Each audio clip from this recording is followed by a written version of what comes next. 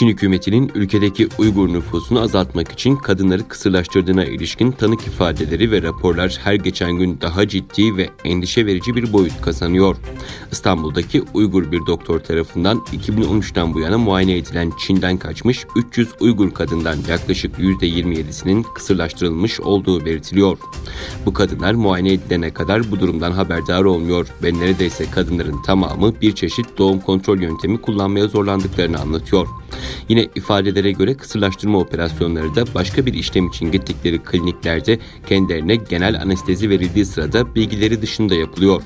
Konuya ilişkin hazırlanan yeni bir raporun bulgularına göre de Pekin, Uygur nüfusunu kontrol altına almak ve azaltmak için zorunlu doğum kontrol uygulamaları ve kısırlaştırma politikaları izliyor. Resmi kayıtlara göre Çin genelinde tüm rahim cihazlarının %80'i Uygur Türklerinin bulunduğu Doğu Türkistan bölgesinde kullanıldı.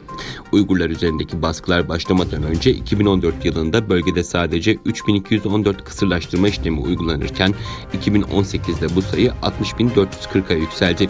Zens'e göre rapordaki bulgular soykırımın şimdiye kadarki en somut kanıtları. Yaşananlar özellikle Birleşmiş Milletler Soykırımı Önleme Konvansiyonu'nun doğum engelleme kriterine uyuyor.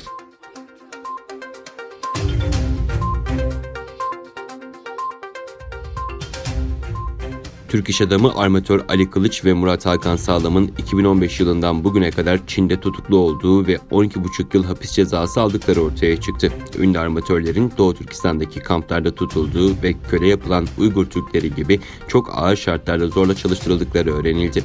Bilgilere göre iş adamları Hong Kong-Japonya arasında ticari faaliyet yürüten bir yük gemisi satın alarak Hong Kong-Japonya arasında hurda demir nakliye işi yapmayı planlarken Hong Kong'da sebepsiz yere tutuklandılar ve yargılanmak için Doğu Türkistan'a götürülerek Uygur Türklerinin tutulduğu ceza kamplarına kapatıldılar. Çin Komünist Yönetimi'nin armatör Ali Kılıç ve Murat Hakan Sağlam'ın $500.000 nakit parasına ve yeni satın aldıkları yük gemisine el koyduğu, tutuklanma gerekçelerinin zulüm altındaki Uygur Türklerini Çin'den kaçırma iddiasıyla Uygurlara yardım edeceklerdi denilerek 12,5 yıl hapis cezası verilip hapse atıldıkları günden bugüne kadar hiçbir şekilde 2 kişiden haber alınamadığı aktarıldı.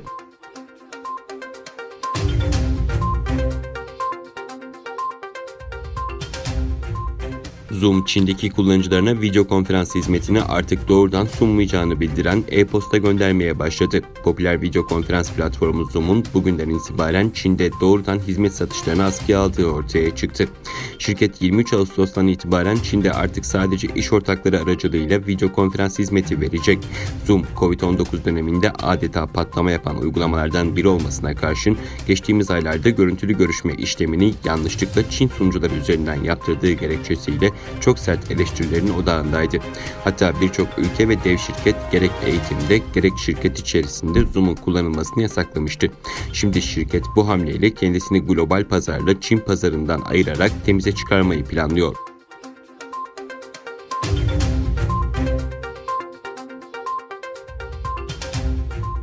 ABD Başkanı Donald Trump, TikTok'un ülkesindeki kolunun herhangi bir Amerikan şirketine satılmadığı takdirde Çin merkezli sosyal medya platformu TikTok'u 15 Eylül'de ülkede yasaklayacaklarını açıkladı. Güvenlik endişeleri nedeniyle TikTok'un Çin'in kontrolünde olmasını istemediklerini vurgulayan Trump, Microsoft ya da bunun gibi büyük bir ABD merkezli firmanın TikTok'un ABD kolunu alması gerektiğini belirtti. Trump, Microsoft ya da başka bir firmaya satılmadığı takdirde TikTok'u 15 Eylül'de kapatacağız ifadesini kullandı. Trump, TikTok'un ABD'ye satılması durumunda Hazine Bakanlığı'na pay verilmesi gerektiğini belirterek "Ben TikTok'u yasaklama tehdidini yaparak bu platform için bir değer oluşturdum. Bence bunun satışından büyük bir yüzdeyi hak ettik" ifadelerini kullandı. TikTok'un kullanıcılarının kişisel bilgilerini Çin yönetimine bildirdiği iddia ediliyor.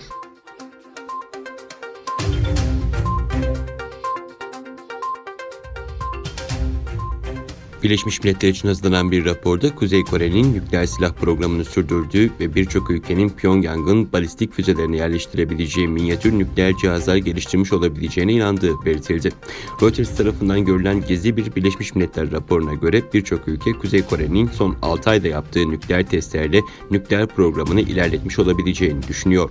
Birleşmiş Milletler'in yaptırım uyguladığı ülkeleri inceleyen bağımsız bir panel tarafından hazırlanan raporu pazartesi günü Birleşmiş Milletler Güvenlik Konseyi'ne sunuldu. sunuldu. Rapora göre Kuzey Kore zenginleştirilmiş uranyum üretirken deneysel bir hafif su reaktörü de inşa ediyor.